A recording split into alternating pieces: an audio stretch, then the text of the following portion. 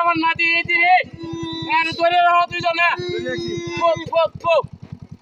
এই সিংড়ি সিংড়ি চুচরা মুড়ি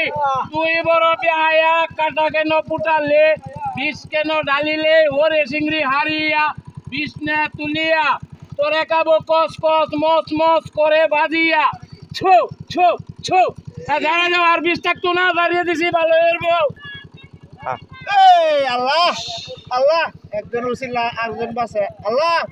কোন তো মিলা দিলা